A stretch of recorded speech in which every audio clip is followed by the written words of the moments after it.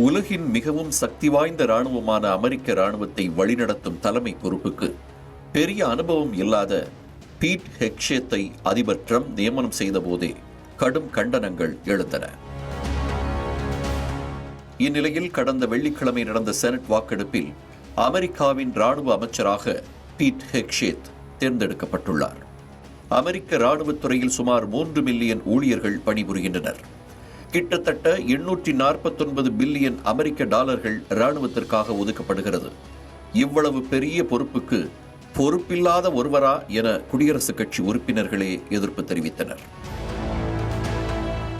அமெரிக்க இராணுவத்திற்கு போர் வீரர் கலாச்சாரத்தை கொண்டு வருவதாக பீட் ஹெக்ஷேத் உறுதியளித்த போதும் அவரது நடத்தை, தகுதி, பாலியல் முறைகேடு, நிதி முறைகேடு மற்றும் சர்ச்சைக்குரிய கடந்த காலம் குறித்து நாடாளுமன்றத்தில் உறுப்பினர்கள் கேள்விகள் எழுப்பினார்கள். கூடுதலாக பீட் ஹெக்ஷேத்தின் முன்னாள் மைத்துனர் சார்பில் அதிகப்படியான குடிப்பழக்கம் மற்றும் குடும்ப வன்முறை ஆகிய குற்றச்சாட்டுகளுடன் சத்திய பிரமாண பத்திரம் நாடாளுமன்றத்தில் தாக்கல் செய்யப்பட்டது. மிட்ச் மெக்கானல், லிசா முர்கோவ்ஸ்கி, சூசன் காலின்ஸ் ஆகிய 3 குடியரசுக் கட்சியின் நாடாளுமன்ற உறுப்பினர்களே பீட் ஹெக்ஷேத்துக்கு எதிராக வாக்களித்தனர். குடியரசுக் கட்சியை சேர்ந்த ஜோனி எர்னஸ்ட் நியமனத்திற்கு எதிராக முதலில் இருந்தாலும் வாக்கெடுப்பின் போது பீட் ஹெக்ஷேத்துக்கு ஆதரவாகவே வாக்களித்தார். மேலும் 47 ஜனநாயக கட்சி நாடாளுமன்ற உறுப்பினர்கள் மற்றும் சுயேட்சை உறுப்பினர்களும் பீட் ஹெக்ஷேத்துக்கு எதிராக வாக்களித்தனர். ஆதரவு வாக்குகளும் எதிர்ப்பு வாக்குகளும் சமமாக இருந்தன. இப்படி வாக்கெடுப்பு சமமான நிலையில் துணை அதிபர் ஜேடி வான்ஸ் தனது வாக்கை செலுத்தி பீட் ஹெக்ஷேத்தை வெற்றி பெற வைத்திருக்கிறார்.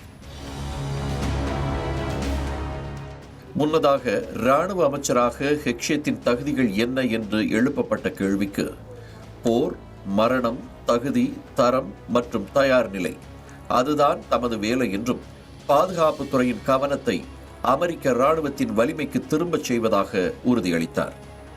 ஹெக்ஷேத்தின் கடந்த கால அறிக்கைகளில் உள்ள கருத்துக்கள் பற்றியும் ஜனநாயக கட்சியினர் கேள்விகள் கேட்டனர். குறிப்பாக இராணுவத்தில் பெண்கள் பணியாற்ற தகுதியற்றவர்கள் என்ற ஹெக்ஷேத்தின் கருத்துக்கு விளக்கம் கேட்டனர்.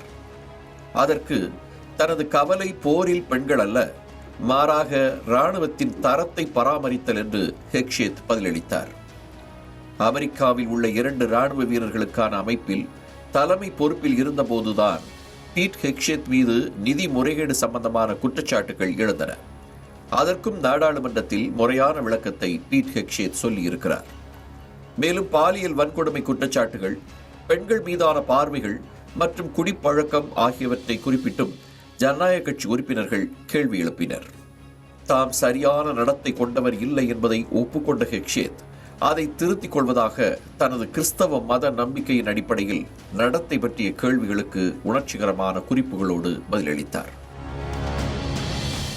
ஹெக்ஷேத்தின் உறுதிப்பாட்டை பாராட்டிய அதிபர் ட்ரம்ப் கட்சிக்குள் இருந்த கருத்து வேறுபாடுகளை தாண்டி நாட்டுக்கு ஒரு சிறந்த இராணுவ அமைச்சர் கிடைத்துள்ளார் என்று அறிவித்திருக்கிறார். அமெரிக்க இராணுவத்தில் தரைப்படை அதிகாரியாக பணியாற்றிய 44 வயதான பீட் ஹெக்ஷேத்துக்கு சிறப்பான இராணுவ பணிக்காக 2 வெண்கல நட்சத்திர பதக்கங்கள் வழங்கப்பட்டுள்ளன. முன்னதாக பீட் ஹெக்ஷேத் பிரின்ஸ்டன் பல்கலைக்கழகத்தில் பட்டம் பெற்ற பின் ஹார்வர்ட் பல்கலைக்கழகத்தில் முதுகலை பட்டமும் பெற்றிருக்கிறார். 2014ஆம் ஆண்டு முதல் ஃபாக்ஸ் நியூஸ் தொலைக்காட்சியில் ஃபாக்ஸ் அண்ட் ஃப்ரெண்ட்ஸ் வீக்கெண்ட் நிகழ்ச்சியின் தொகுப்பாளராகவும் ஹெக்ஷேத் பணியாற்றியுள்ளார். குறிப்பாக LGBTQ முதல் அமெரிக்காவின் வெளியுறவு கொள்கை வரை பல்வேறு விஷயங்களில் ஜனநாயக கட்சியினரை கடுமையாக தாக்கி பேசி வந்தார் என்பது குறிப்பிடத்தக்கது.